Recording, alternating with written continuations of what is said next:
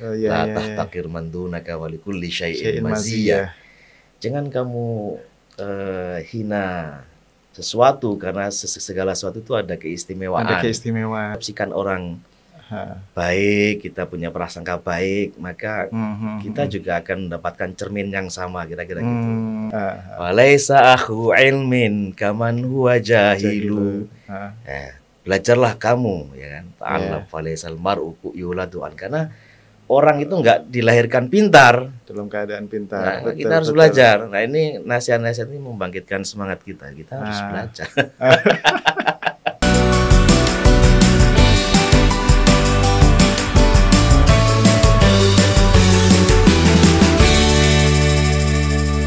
Assalamualaikum warahmatullahi wabarakatuh. Assalamualaikum. Ketemu lagi di Wonder Home Podcast bersama saya Syifa Amin. Nah, kita hari ini kehadiran tamu istimewa, teman lama dengan Bung Dr. Dani Muhtada. Gimana kabarnya, Dan? Baik, Mas Iva. Nah, ini Mas Dani atau Dr. Dani Muhtada ini teman lama, dulu sama-sama SMA kita ya, di Jember, di Madrasah Aliyah Program Khusus Jember. Dan kemudian setelah itu kita lama nggak ketemu, beliau melalang buana ke Jogja, ke Semarang, bahkan ke Australia, lalu ke Amerika, gitu, menyelesaikan doktornya di Amerika. Dan sekarang mengelola sebuah pesantren, namanya apa, Dan? Pesantren Riset Al-Muhtada. Pesantren Riset Al-Muhtada, dan itu untuk tingkat mahasiswa ya rata-rata. Mahasiswa, Nah, ya. kita nanti juga banyak mengulik ngobrol soal itu karena salah satunya Wonder Home itu juga dulu kita bikin itu, saya konsultasi sama Dani. Gimana kamu bikin pesantren riset mahasiswa itu? Mau bikin riset mahasiswa kok kayaknya nggak mampu secara macam-macamnya lah, pendanaan dan segala macam, persiapannya terlalu banyak, akhirnya ngerintis yang kecil dulu gitu. Nah, ini Dan, kita ngobrol soal latar belakangnya Dani dulu deh. Dan itu asli dari Banyuwangi. Dari Banyuwangi ya, Yeah. dari Banyuwangi. Terus kemudian dari Banyuwangi itu kepikiran untuk gini ke Jember, kemudian melanjutkan ke Jember itu gimana itu prosesnya dulu? Ya, jadi sebenarnya dulu tidak terbayang saya sekolah di MAPK Jember ya. Ya, hanya bertemu Siva dan teman-teman. Keinginannya dulu waktu MTS itu pengen ke SMA negeri sebenarnya dulu, karena keinginannya itu ingin masuk UGM, karena dulu ada seorang pakar namanya Profesor Baikuni. Kalau nggak salah beliau ahli nuklir. Nah, Lagi nuklir itu ya. ahli nuklir ya. Nah, pingin kayaknya ini enak juga ini. Tapi kemudian oleh orang tua diarahkan untuk masuk MAPK dengan segala macam benefit yang kira-kira akan bisa kita terima kalau masuk MAPK. Ya. Kemudian ikutlah tes di Surabaya. Kemudian ya alhamdulillah masuk dan bertemu Siva di Jember. Di Jember ya, di gitu Jember. Ya. Gitu. Tapi kalau refleks ke belakang tadi itu, kalau yang menurut Dani paling nilai-nilai atau kebiasaan, karakter atau apa yang sekarang terasa sangat bermanfaat dari pendidikan di MAPK itu, Dan? Ya, ada banyak hal, tapi yang paling saya rasakan bagi diri saya adalah kedisiplinan dan pembiasaan untuk mengelola waktu dengan sebaik-baiknya ya. Jadi kalau dulu di MAPK kita dididik, kalau dulu kita merasanya dipaksa dulu ya. Habis subuh kemudian kita taklim pagi sampai 5:30, kemudian mandi, makan, 6:30 sudah masuk kelas formal, lalu jam 12:15 kita pulang. Jam 3:30 sudah taklim lagi sampai jam 5, makan subuh, makan maghrib. Kemudian taklim lagi sampai jam 8, setengah 9. Nah, dulu kita merasa terpaksa, sementara kita punya PR yang formal juga di bangku sekolah, sehingga kita harus menata kapan kita belajar untuk diri kita sendiri selain pelajaran di asrama. Ada teman-teman yang memilih belajar setelah taklim malam, ada yang memilih belajar siangnya. Kalau saya waktu itu memilih belajar malam hari, jadi malam ya. Habis setelah taklim saya tidur, nanti jam 1 bangun. Wah dahsyat sekali. Tapi memang kalau dulu itu saya lihat kamu itu dari sisi pengelolaan waktu itu paling rapi gitu. Yang lain kan kadang leler apa, datang ke sekolah juga telat-telat gitu. Karena saya merasa saya tidak terlalu pintar, sementara teman-teman ini pintar-pintar. Makanya saya harus bekerja 2 kali lipat untuk bisa catch up sama teman-teman. Gitu. Dasar. Ya, akhirnya kita 3 tahun belajar. Tetapi selain itu, yang saya kira yang penting bagi kita, saya terutama, adalah nasihat-nasihat yang diberikan oleh guru-guru kita. Nasihat-nasihat, Ustadz Rajuddin, Ustadz Muhayyan. Jadi selain mereka memberikan pelajaran sesuai kurikulum, tidak jarang mereka memberikan nasihat-nasihat, makalah, mahfudot yang kita ingat sampai sekarang. Saya kira itu juga. Apa yang paling diingat Dani itu? Ya misalnya Ustadz Sukarjo, Ustadz Sukarjo, beliau mengatakan la tahtakir man dunaka falikulli syai'in maziyah itu ya. Yang kemudian oleh Khalid dijadikan mahfudzat yang kemudian diucapkan oleh kita bersama. La tahtakir man dunaka falikulli syai'in maziyah. Jangan kamu hina sesuatu, karena segala sesuatu itu ada keistimewaan. Ya. Kemudian ada juga, saya lupa waktu itu, mungkin Ustadz Sukarjo juga atau siapa ya. Beliau membacakan suatu cerita pendek, ya kan. Ada orang di puncak bukit, ada orang lain di bawah bukit, di kaki bukit. Masing-masing mereka melihat kecil. Tapi kalau dekat, kita besar. Kemudian ada kalimat kama taro turo. Kama taro turo. Siapa itu ya yang? Itu Ustadz Zaini. Kalau kama taro turo itu masuk juga itu ya. Kama taro turo, sebagaimana engkau melihat kamu juga, demikian pula engkau akan dilihat. Artinya kalau kita mempersepsikan orang baik, kita punya prasangka baik, maka kita juga akan mendapatkan cermin yang sama, kira-kira gitu. Kalau kita memandang orang lain buruk, prasangka kita buruk, maka begitu pula kita akan diprasangkakan, kira-kira begitu. Betul. Iya ya. Artinya itu kan masa-masa formatif kita, masa-masa formatif SMA itu. Kita diajarkan oleh bukan hanya ilmu yang kita dapat secara kognitif, tapi juga itu tadi, la tahtakir man dunaka itu kan ada tolerance di situ. Mengetahui bahwa respect pada orang lain, tiap orang itu punya maziyah, keistimewaannya sendiri gitu ya. Terus kemudian itu juga Ustadz istilah membisanya Ustadz Rajuddin itu kan itu juga nancep sekali itu. Sama ini Ustadz Sukarjo, ta'alam falaisal mar'u yuladu aliman walaisa akhu ilmin kaman huwa jahilu. Belajarlah kamu, ya kan. Ta'alam falaisal mar'u yuladu an, karena orang itu enggak dilahirkan pintar, dalam keadaan pintar. Betul, kita harus belajar. Nah, ini nasihat-nasihat ini membangkitkan semangat kita. Kita harus belajar. Kalau Ustadz Sirajuddin ada plus besar, plus kecil. Kita itu harus hidup plus. Plus. Tinggal plusnya plus besar atau plus kecil. Plus itu artinya kita mesti memberikan manfaat bagi orang lain. Ya kan? Manfaat, apakah kita mau plus besar atau plus kecil ya tergantung kita. Nanti kembali kita mau kesejahteraan kita kecil, apa kesejahteraan kita besar. Nah, itu sedikit banyak tergantung seberapa manfaat kita terhadap lingkungan kita, apakah kita plus kecil atau plus besar. Jadi saya kira banyak hal yang dulu kita rasakan sebagai keterpaksaan, tapi setelah kita besar, saya dewasa, ini bukan dewasa ya, menua ya. Mendapati bahwa apa yang dulu kita dapatkan itu membentuk diri kita sekarang. Membentuk, terasa gitu ya. Ya. Luar biasa. Luar biasa. Iya, kalau ya dulu kan itu kadang kita hafal ya biasa saja gitu sebagai pelajaran, sebagai mahfudz. Tapi kesini semakin menua tadi itu mendarah daging. Memboost confidence kita kan jadinya gitu, untuk menjadi apapun yang kita mau gitu.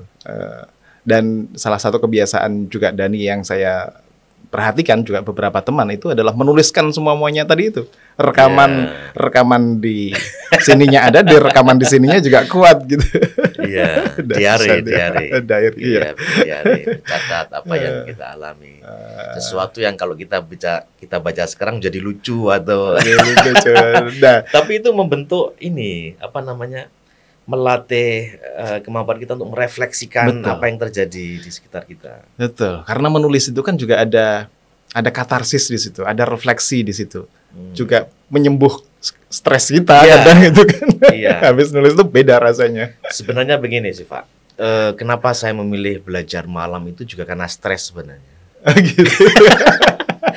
Karena stres, jadi itu terjadi ketika kelas 2 kalau saya nggak salah ingat. Jadi waktu itu saya bingung, galau. Nanti saya setelah MAPK mau kemana? Kalau kuliah di mana? Kalau kuliah apakah saya mampu, orang tua saya mampu gitu. Jadi sampai sini penuh gitu. Hanya karena saya nggak bisa berpikir, sudahlah saya serahkan aja sama Tuhan gitu. Ya untungnya pelariannya bagus itu. Jadi gimana caranya? Caranya ya harus mengadu kepada Allah lah ya. Minta tolong supaya ya Allah kasih saya kemampuan untuk kuliah. Setelah saya lulus dari sini ya, itu akhirnya membuat saya setelah taklim malam harus segera tidur. Jam 1-an kira-kira bangun ke kamar mandi, kemudian balik lagi, lalu kemudian sholat 2 rakaat tambah 1 witir, terus belajar. Nah, ketika satu permintaan saya nomor 1 hanya ya Allah beri saya kemampuan untuk sekolah, kemampuan untuk kuliah setelah ini. Tapi alhamdulillah setelah membiasakan sholat dan belajar malam itu, kegalauan saya itu lambat laun hilang Pak. Karena ketika dalam sujud terakhir biasanya saya berdoa, ya Allah jernihkan hati saya, jernihkan pikiran saya, lapangkan hati saya, lapangkan pikiran saya. Sucikan hati saya, sucikan pikiran saya. Itu membuat galaunya itu jadi hilang. Ya. Alhamdulillah pelariannya agak bener ya. bukan pelarian lah, itu mencari energi tambahan gitu. Jadi kira-kira targetnya Munawir Sazali untuk mencetak Baikuni yang ulama atau yang saintis, yang ulama yang ilmuwan itu terlihat lah gitu. Jadi meskipun tidak jadi ahli nuklir. Oke, setelah dari MAPK dan kebiasaan tadi itu yang juga terasa nggak yang dasarnya diantaranya diletakkan di masa-masa SMA tadi itu kan Dani kuliah ke Semarang, ke Jogja, terus kemudian ke Australia, ke Amerika. Apa yang tadi kan masih kegalauannya bisa kuliah nggak kan setelah sekolah? Siapa sangka ternyata bisa S2 di Australia, S3 di Amerika gitu tuh gimana Dan? Ya itu sesuatu yang tidak terbayangkan. Karena terus terang keinginan untuk kuliah ke luar negeri itu mulai muncul itu ketika di IAIN Wali Songo Semarang Pak.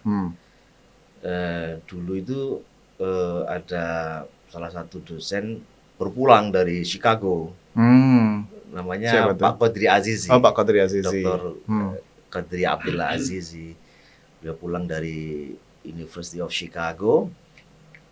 Kira-kira tahun 96 mungkin ya, saya lupa tahun. Beliau pulang, kemudian IAIN menyelenggarakan kuliah umum di Auditorium 2. Kami semua disuruh datang dan menyimak kuliah beliau.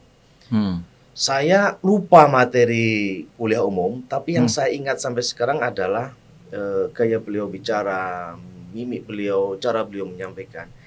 Ini masuk ke alam bawah sadar saya menginspirasi saya. Saya harus bisa seperti beliau kuliah di Amerika. Bukan Amerika, kuliah di luar negeri gitu. Kuliah di luar negeri itu tahun 96 ya Pak. 96 itu masih awal kita masuk. Awal kita masuk. Nah, ya itu mungkin yang kemudian mempengaruhi alam bawah sadar sehingga doa untuk kuliah di luar negeri mulai masuk dalam daftar doa. Meningkat. Kalau tadi kan pengen kuliah saja, sekarang kuliah di luar negeri. Gitu ya. Ya, alhamdulillah kemudian 6 tahun saya mulai keluar negeri pertama itu 2004, berarti 7 tahun setelah itu betul-betul belajar di luar negeri ya, waktu itu di McGill dulu. Di McGill. Yang hanya summer itu kan? Summer karena summer, S2 di Interdisciplinary Islamic Studies di sini, terus kemudian ada summer di sana. Ya, summer itu, kemudian lanjut 2006 ke Australia di Adelaide, Flinders. Di Flinders. Kemudian 2009 betul-betul mengunjungi University of Chicago. University of Chicago. Ya. Meskipun tidak kuliah di University of Chicago. Tapi disuruh jadi khotib di KJRI Chicago. Ya, alhamdulillah. Jadi saya betul-betul merasakan kita tidak boleh main-main dengan mimpi kita. Jadi kadang sesuatu yang kita mimpikan itu bisa terwujud entah dengan cara seperti apa kita nggak pernah dengan bayangkan. cara seperti apa, entah kapan kita nggak tahu. Hanya kita kekuatan membayangkan sesuatu, keinginan bangsa itu bisa mempengaruhi alam bawah sadar kita untuk menuju ke sana. Meskipun jalannya belum jelas jalannya. Tapi gitu ya, kadang ya tadi itu misalnya Pak Qadri Azizi datang, performanya saja itu sudah menginspirasi. Betul. Cara bicaranya itu menusuk. Kalau saya dulu itu waktu ke Jakarta juga begitu. Azumari Azhar kayaknya juga baru datang. Ngomong itu runtut enak gitu. Terus kemudian ya Nurkhalis Majid kadang ke kuliah agama tiap bulannya itu. Beda memang gitu. Beda. Udah nggak tahu lah caranya. Ya dipancangkan itu tadi, pancangkan hasrat untuk entah nggak tahu gimana gimana caranya pengen keluar negeri juga gitu ya. Itu yang saya terapkan juga sekarang Pak. Jadi ke anak-anak pesantren riset itu kalau ada kawan atau kenalan sedang di Semarang, maka saya minta kalau ada waktu untuk memberikan pengarahan ke anak-anak itu sehingga siapa tahu dengan kehadiran teman-teman yang saya anggap bisa menginspirasi ini mempengaruhi alam bawah sadar mereka untuk saya juga bisa seperti itu. I see. Itu makanya beberapa teman pernah saya minta, saya terima kasih teman-teman yang sudah datang dan mau mampir. Siapa Abdurrahman ya pernah. Banyak teman-teman saya yang sudah datang ke sana cerita baik topik yang remeh-temeh maupun topik yang berat itu. Saya kira harapan saya bisa menginspirasi mereka juga. Ya ini baru kemudian masuk ke pesantrennya itu tadi kan sudah ya ilmunya digali dari berbagai macam tempat lah Mas Dani, dari Australia, Amerika, terus kemudian kembali mengabdi di kampus UNES ya, Universitas Negeri Semarang. Ini kan kewajiban dosen ini kan juga numpuk-numpuk, apalagi kalau di struktural gitu kan juga numpuk-numpuk gitu. Tapi kok masih sempat-sempatnya bikin sebuah program namanya Pesantren Riset Al-Muhtada untuk mahasiswa. Itu gimana ceritanya itu Mas Dan? Ya dulu tahun 2016 atau 2017 saya punya kelompok kecil namanya INSFRE sih Pak. INSFRE? Iya, INSFRE itu Institute for Republic. Sebenarnya itu pernah didirikan jauh sebelumnya tahun 2008 bersama kakak ipar saya dulu tapi. Di Semarang juga? Enggak, karena kakak ipar di Jakarta ya. Jadi beberapa orang. Tapi terus mati, saya tinggal ke Amerika segala macam. Terus pulang ke Indonesia mengajar di UNES dan saya menghidupkan lagi INSFRE itu, tapi polanya adalah mengumpulkan mahasiswa-mahasiswa yang punya talenta, saya jadi mereka tentang riset. Jadi kita diskusi, belajar teknik riset gitu. Sempat beberapa kali menyelenggarakan kegiatan reguler juga, diskusi reguler di kampus. Di FH UNES itu ada gedung bundar, itu tempat mahasiswa beraktivitas, kita selenggarakan diskusi di situ. Terus lama kelamaan saya berpikir, bagus juga ini anak-anak ini kalau saya camp. Saya camp itu maksudnya saya carikan tempat kontrakan, gitu. Mereka tinggal di situ. Saya ajari ilmu riset dan juga saya ajari ilmu agama, gitu. Karena saya merasa saya punya sedikit background pengetahuan dan background keagamaan. Jadi saya camp mereka, saya saya ajari ilmu agama juga. Akhirnya setelah umroh tahun 2018 saya mantapkan niat untuk mendirikan pesantren di sana. Iya, padahal kalau Mas Dhani kan di Amerikanya kan di Northern Illinois University. Kalau pulang itu kan bisa ketemu para alumninya.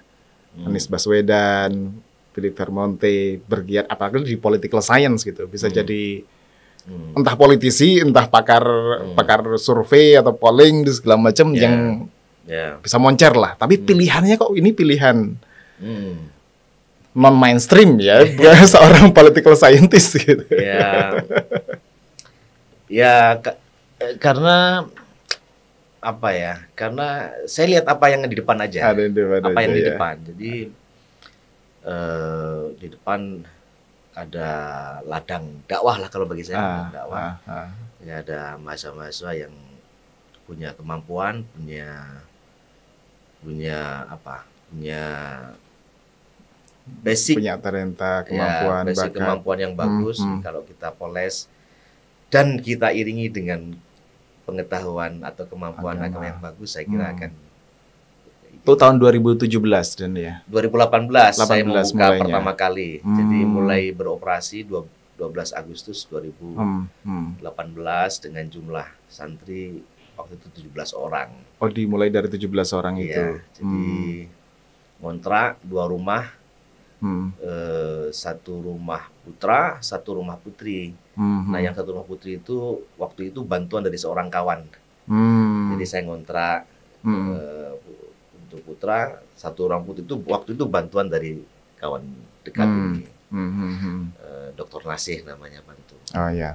Tapi setelah itu saya harus organize sendiri sampai sekarang. Kontrak tahun kedua, tahun ketiga, tahun keempat. Ya, tahun kelima jalan lah ya. Jalan. Jadi dibekalinya adalah pengetahuan basic agama, basic, terus kemudian research, dipoles dengan itu. Kalau hasilnya sejauh ini selama 6 tahun berjalan ini,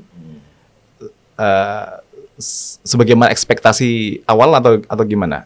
Ya, alhamdulillah. Jadi kan target waktu itu adalah pesantren ini itu mencetak mahasiswa yang punya prestasi akademik dan kemampuan agama yang baik.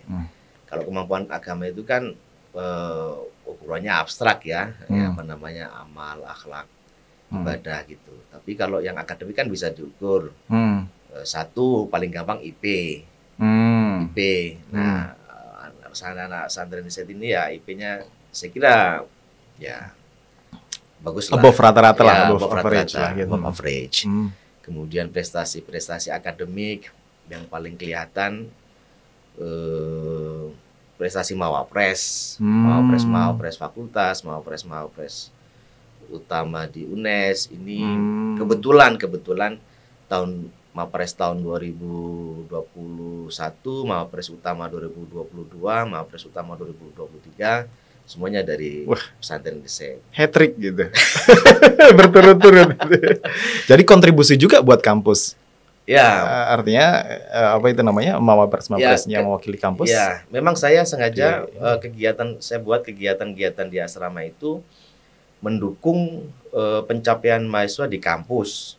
Sehingga materi-materi taklim kita itu habis maghrib bukan hanya taklim keagamaan, tapi juga ada taklim riset, taklim analisis sosial, kemudian taklim bahasa Inggris, teknik menulis, seperti itu. Jadi kalau istilah Pak Rajudin tadi itu memperbesar nilai plusnya tadi itu. Plusnya kita perbesar supaya nanti manfaatnya juga lebih luas. Kalau ke depan mimpi besarnya Dani apa sih dengan ya pesantren risetnya, dengan macam-macamnya di dunia akademiknya gitu? Ya, mimpi besar saya semakin banyak mahasiswa yang bisa mendapatkan manfaat manfaat pendidikan dan pengajaran keagamaan ketika mereka kuliah. Tentu kalau di UNES sendiri sudah banyak beberapa pesantren dan mereka kontribusinya sangat besar juga. Nah, saya ingin turut berkontribusi dengan membina mahasiswa yang secara akademik kuat, tapi juga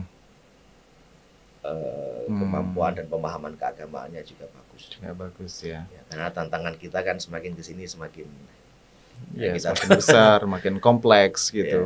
Dan juga kan menyiapkan leadership mereka juga, karena mereka yang akan pegang masa depan gitu. Kalau secara basic karakter keagamaannya pondasinya nggak kuat, bisa goyang juga mereka gitu.